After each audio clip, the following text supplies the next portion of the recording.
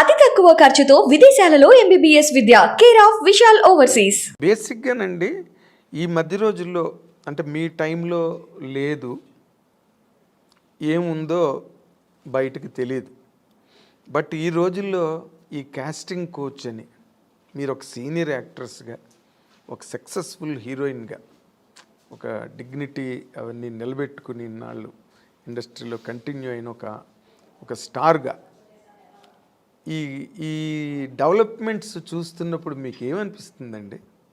అంటే ఈ present heroines face చేసే ఇష్యూస్ కానీ, లేకపోతే ఇండస్ట్రీలో వచ్చిన మార్పులు కానీ.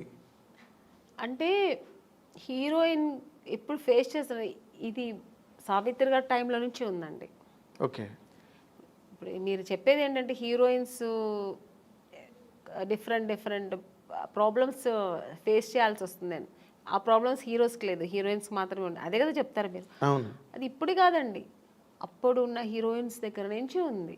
కాకపోతే అప్పుడు సోషల్ మీడియా, ఈ పబ్లిసిటీ ఇవన్నీ లేదు కాబట్టి తెలీదు. ఇప్పుడు అన్నీ చిన్న విషయం కూడా ఇప్పుడు ఎలకపోయిందంటే పూలే పోయిందని ఇప్పుడు అంత ఎక్స్ప్లోర్ చేస్తున్నారు. చిన్న విషయాన్ని ఏమీ లేకుండా దాన్ని ఒక పెద్ద ఇష్యూలాగా చూపిస్తున్నారు. అంతే తప్ప ఎప్పుడు లేదండి ప్రాబ్లమ్స్ హీరోయిన్స్కి ఉంటూనే ఉంది. కానీ మనం చూస్ చేసుకోవాలి. హీరోయిన్స్గా అందరూ కష్టపడే వస్తారండి. ఎవరు వచ్చిన వెంటనే హీరోయిన్ ఎవ్వరు అవ్వలేరు. అంటే చేసిన ఆ హీరోయిన్స్ వాళ్ళకే తెలుసు. ఎవరికైనా ఆ వెనకాల ఒక కథ ఉంటుంది, వాళ్ళ బ్యాక్గ్రౌండ్ ఉంటుంది, వాళ్ళు ఏం కష్టపడ్డారు, ఎలా వచ్చారనేది ఉంటుంది. కానీ ఇప్పుడు మనం చూస్ చేసుకోవాలి. రెండు ఉంటుంది, మంచి ఉంటుంది, చెడు ఉంటుంది. మీరు ఏ ప్రొఫెషనల్ తీసుకోండి, ఏ జాబ్లో తీసుకోండి, మీకు ఉంటుంది మంచి చెడు. దాన్ని మనం తీసుకునే రీతి, మనం తీసుకోవాల్సిన ఇది మంచి ఇలా వెళ్ళాలి అనేది మన చేతుల్లో ఉంది. అంతే. చెడు ఉందని తెలిసిన తర్వాత మనం ఎందుకు వెళ్తామండి కదా. అంటే మీరు ఎప్పుడు అట్లాంటి ఎవరు మీ జనరేషన్? చెప్పాను కదా, ఫేస్ చేశాను నేను కూడా. మనం తమిళ్లో చాలా ఫేస్ చేశాను నేను కూడా. Casting couch problem. అవునండి, ఇప్పుడు పెద్ద డైరెక్టర్స్ పెద్ద కంపెనీల్లో లేదు అలాంటి నాకు తెలిసి. కొన్ని కొత్త కంపెనీస్ వస్తాయి, కొత్త వాళ్ళు వస్తారు, సడన్గా ఆఫీస్ వేసుకుని హీరో. మనకేం తెలుసు వాళ్ళు కొత్త ఏదో హీరోయిన్స్ ఛాన్స్ అంట, మనం వెళ్తాము. పిలుస్తారు, మేనేజర్ పిలుస్తారు, వెళ్తాం.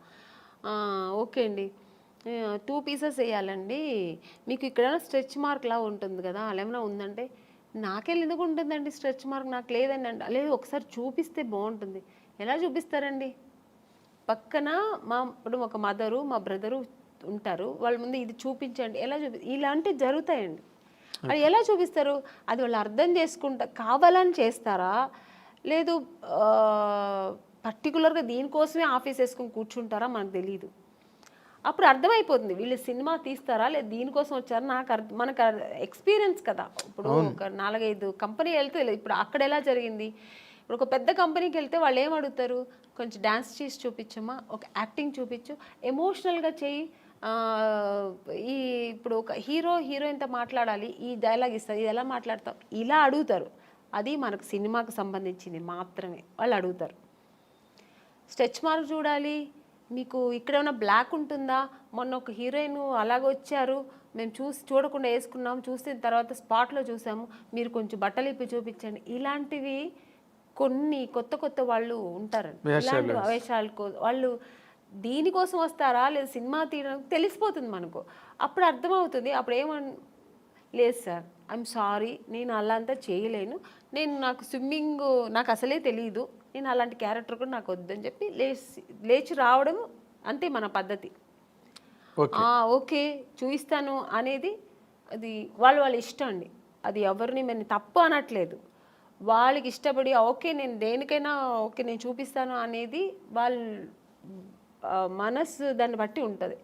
నేనైతే మైండ్ సెట్ బట్టి నేనేమంటాను, లేదు సార్ నాకు అది తెలియదని నేనైతే అలా చేయించాను, మీకు అంత ఇది ఉంటే నన్ను హీరోయిన్గా వేసుకోండి, నేను మీకు 2 పీస్ ఐఎమ్ రెడీ, నేను స్విమ్ సూట్ వేసుకుంటా, కానీ ఇక్కడ బట్టలు ఇప్పి చూపించడం అయితే నేను కుదరదని లేచి వచ్చిన ఎన్నో సన్నివేశాలు నాకు జరిగింది. అలాంటి సిచ్యుయేషన్స్ వచ్చాయి అని చెక్ వచ్చి అడ్వాన్స్ ఇచ్చిన కంపెనీలు ఎన్నో ఉన్నాయండి నాకు. అడ్వాన్స్ తీసుకున్నా, ఇంటికి వచ్చిన తర్వాత next day phone, madam manager, అప్పుడు మీకు సెల్ ఫోన్ లేదు కదా, ఏదైనా డైరెక్ట్ లేదంటే ల్యాండ్లైన్ మేనేజర్ వచ్చి మాట్లాడు, మేడం ఇలాగా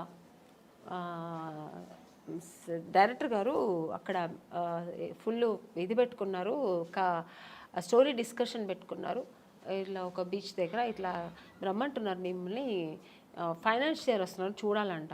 ఫైనాన్సర్ నన్ను ఎందుకు చూడాలి, నాకు అర్థం కాదు. ఫైనాన్స్ ఇప్పుడు చూడాల్సిందే డైరెక్టర్, ప్రొడ్యూసర్ అయిపోయింది. ఇంకా ఎక్కువ అనుకుంటే హీరో చూడాలా, ఓకే హీరో గారు చూడాలి ఎలా ఉంటుంది, నా పక్కన ఎలా చేస్తుంది హీరోయిన్, ఒక అమ్మాయి ఎలా ఉంటుందో చూడటం, ఇది పద్ధతి. ఫైనాన్సర్ ఎందుకు చూడాలి నన్ను అనవసరంగా, నాకు అర్థం కాదు. కొన్ని రోజుల తర్వాత అర్థమయ్యేది, ఓ దీని ఇంకోటి నాకు ఎక్కడ అర్థమయ్యేదంటే, మమ్మీ వద్దండి మీరు మాత్రం వస్తే చాలంటేనే అర్థమైపోయేది. కారు తీసుకొచ్చారు, ఐఎమ్ సారీ అని నేను రాను. ముందు మా అమ్మగారు అస్సలే పంపరు, ఒంటరిగా అంటే మా అమ్మ పంపించేది కదండి. లేదండి మా అమ్మాయిని అయితే ఒంటరిగా పంపాము.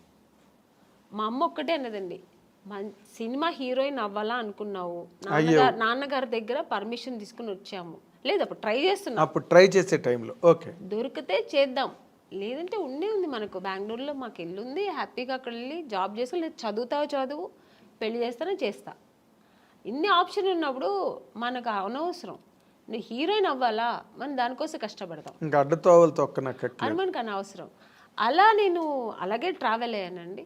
నాకు అలాగే ఒక మంచి కంపెనీ, మంచి డైరెక్టర్స్, హెల్దీ పీపుల్స్తో హెల్దీ, అదే దేవుడు మీ మరో విన్నాడు, తప్పు నాది 100%. కీర్తనల్ని బాగా ఆస్వాదించాడు. ఒక్కొక్క కంపెనీ వెళ్ళొచ్చిన వెంటనే నేను ఫస్ట్ దేవుడా నాకు రేపు ఈ కంపెనీ, రేపు నేను హీరోయిన్ అయిపోవాలి, సెలెక్ట్ అయిపోవాలి, ఇలాగే వేడుకునేదాన్ని. అదే కాకపోతే ఇప్పుడు మీరు ఒకటి గమనించాలి, మీరు అన్నారు ఇందాక సావిత్రి గారి దగ్గర నుంచి ఉన్నాయండి ఇలాంటి ఇండస్ట్రీలోని అని. కాకపోతే ఇప్పుడు సోషల్ మీడియా రావడం వల్ల, కానీ హీరోయిన్లే పోలీస్ కంప్లైంట్లు ఇచ్చి కొంతమంది బాంబే నుంచి వచ్చిన వాళ్ళు, లేకపోతే ఏదో మొత్తానికి అలాంటివన్నీ జరగడం, అవన్నీ యూట్యూబ్లో వాళ్ళు వచ్చి వీడియోలు రిలీజ్ చేయడం, ఒక రకమైన డిస్టర్బెన్స్ అన్నది కొన్ని అన్ని చోట్ల అని కాదు, ఇన్ని సినిమాలు వస్తున్నాయి ఎక్కడ జరగవు కానీ, బట్ జరిగినవి మాత్రం చెప్తున్నాను కదండి, ఇండస్ట్రీ పరువు తీయడానికినే వచ్చిన వాళ్ళు అయితే ఇది జరగదండి. ఇంకా వేరే థాట్స్ మీద వస్తారండి కొంతమంది, ఇక్కడ హీరోయిన్లు ఉంటారు, ఇలా ఉంటారు, మనం ఇది సినిమా తీస్తూ ఇది కూడా చేయొచ్చు అనే వాళ్ళు కొంతమంది వస్తారు, అక్కడ ఇలాంటి తప్పులు జరుగుతాయి. ఓన్లీ సినిమాని నమ్ముకొని సినిమాని లవ్ చేసి ఒక సినిమా మనకు ఇండస్ట్రీలో ఈ ప్యాషన్తో వచ్చేవాళ్ళు, కళాకారులుగా వచ్చేవాళ్ళు ఎప్పుడు ఈ తప్పులు అక్కడ ఈ తప్పులు జరగదండి. వేరే థాట్స్ కూడా ఉంటాయి చూడండి దాంతోపాటు, లేదంటే ఆ థాట్స్ మాత్రమే అనుకొని వస్తారు కదా, అక్కడ ఈ తప్పులు జరుగుతాయి. సో అక్కడ కొంతమందికి ఇలా జరుగుతాయి. అవును. తర్వాత మీటూ అనేది కూడా, అలాగే ఆడవాళ్ళు కూడా అండి, ఏ హీరోయిన్ కూడా మనం ఇలా అయిపోవాలి, చెడుగానే ఉండాలి, చెడు దారి తొక్కాలని ఎవ్వరు రారండి. అందరూ ఒక డ్రీమ్తో వస్తారు. ఏ అమ్మాయి అయినా సరే నేను ఒక హీరోయిన్ అవ్వాలి, ఎవరికి ఆశ అందరికీ సొంతం కదండి. నేను కూడా శ్రీదేవి గారి లాగా కావాలి, నేను కూడా ఒక నగ్మ గారి లాగా కావాలి, నేను కూడా ఒక విజయశాంతి గారు లాగా నేను కూడా ఈ సినిమా ఇండస్ట్రీలో అవ్వాలని అనుకోవడం తప్పలేదు. అందరూ ఆశతోనే వస్తారు కదా. సక్సెస్ అయ్యేది కొంతమంది, సక్సెస్ అవ్వకుండా వెనక్కి తిరిగిపోవడం కొంతమంది. ఆ టైంలో కొంతమంది ఇలా జరిగితే దానికి పాప వాళ్ళు ఏం చేస్తారండి, నమ్మకం, ఒకవేళ మనం హీరోయిన్ అయిపోతామేమో అని ఒక నమ్మకంతో కొన్ని తప్పులు జరిగిపోవచ్చేమో, నాకు తెలీదు మరి. అలాంటప్పుడు కొంచెం ఇలా వాళ్ళు లైఫ్లో ఇలా మిస్ అవుతుంటాయి. అవును, మీటూ అనేది కూడా చాలా పెద్ద మూమెంట్. తమిళ్లో రేవతి గారు వాళ్ళందరూ కూడా దాన్ని, జయసూద్ గారు ఇక్కడ, ఆ మీటూ అనేది కూడా చాలా పెద్ద రేంజ్లోనే జరిగింది. దానిలో మీరు పార్టిసిపేట్ చేశారా? లేదండి, నేను చెప్పాను, నాకు మా ఇంట్లో నా సమస్యలు ఎక్కువ ఉంటాయి, ప్రాబ్లమ్స్. ఇప్పుడు చాలా మీ ఇల్లే ఒక ఇండస్ట్రీ, నా ఇల్లే ఒక ఇండస్ట్రీ, అదొక మినీ ఇండస్ట్రీలా ఉంటుంది. వాళ్ళ ప్రాబ్లమ్స్, పైగా ఇప్పుడు నాకు 2 పిల్లలు, వాళ్ళు చిన్న పిల్లలు, వాళ్ళని చూసుకోవడం, ఫుల్ బిజీ ఉంటానండి. అసలు నేను ఇంటికి వెళ్తే నా ఫోన్ కొంచెం ఫ్రీగా ఉంది మాట్లాడతానంటే ఇక్కడ షూట్లో ఉన్నప్పుడే. ఇక్కడ కొంచెం ఫ్రీగా ఉంటాను. ఇంటికి వెళ్తే 24 అనేది నాకు 26 అవర్స్ అయినా చాలదండి. ఎందుకంటే నా 2 పిల్లలు ఉన్నారు కదా, వాళ్ళు కొంచెం హైపర్ యాక్టివ్ ఎక్కువ. వాళ్ళు నా ఫోన్ వాళ్ళ దగ్గర ఉంటుంది, నా దగ్గర ఉండదు. నేను ఆడుకోవాలి, కొంచెం ఫోన్ ఇవ్వమ్మా, కొంచెం ఫోన్ చేసుకోవాలి, నాకు ఏదైనా మిస్డ్ కాల్ ఉంటుంది, కొంచెం ఇవ్వమ్మా, కొంచెం ఈ నాన్న అని నా పిల్లలతో నేను ఆడుకోవాలి. అలా ఉంటుంది. లేదంటే ఆ ఫోన్ ఎక్కడ పడుతుందో నాకు తెలీదు. ఇంకా వాళ్ళ చదువులు, వాళ్ళ స్కూల్ తీసుకెళ్ళడం, ఇలా బిజీ ఉంటా.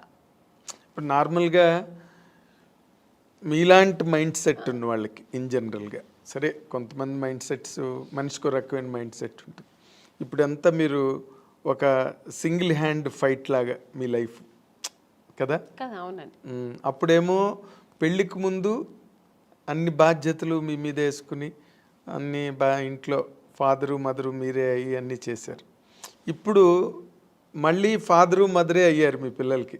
అవునండి కదా, సింగిల్ హ్యాండ్ ఫైట్. ఇప్పుడు మళ్ళీ ఈ లైఫ్ ఎలా అనిపిస్తుంటుందండి మీకు ఇన్ జనరల్గా? అంటే ఇక్కడ ఫాదరు మదర్ అని కాదు, నేను ఎక్కువ కేర్ తీసుకుంటుంటాను.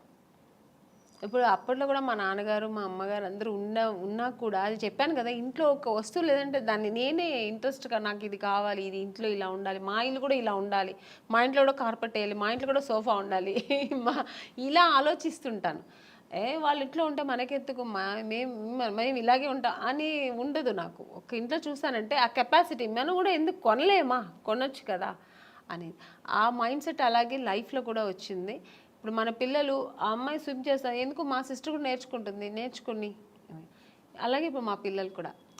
సో అందుకని అమ్మా నాన్న వాళ్ళకి ఉన్నా కూడా వాళ్ళు చెయ్యనేది నేను చేస్తాను. అలాగే ఇప్పుడు కూడా అంతే, మా పిల్లలు కూడా నేను ఎక్కువ ఇంట్రెస్ట్ చేస్తాను. ఇప్పుడు కూడా మా పిల్లల అదర్ యాక్టివిటీస్ అంటే నేనే వెళ్తుంటాను, నేర్చుకోమంటుంటాను. మా పిల్లలు, మమ్మీ నీకు వేరే పనే ఉండదా మమ్మీ, ఎప్పుడు ఇంటికి వస్తే ఇది చేయి అది చేయని ఎప్పుడు శాసిస్తూనే ఉంటావా, స్విమ్మింగ్ వెళ్ళమంటావు, దీనికి నాకు రెస్టే ఇవ్వవా మమ్మీ అంటుంది మా అమ్మ. ఇప్పుడు ఇంకా దానికి ఎంత 7 years, అసలు రెస్టే ఇవ్వవా మమ్మీ, నువ్వు ఎప్పుడు బిజీగానే ఉండాలా, మేము కొంచెం రిలాక్స్ అని ఇవ్వ మేడం మమ్మీ అంటది. అండ్ ఇప్పుడు ఈ జనరేషన్ పిల్లలకి టార్గెట్స్ ఎక్కువైపోయి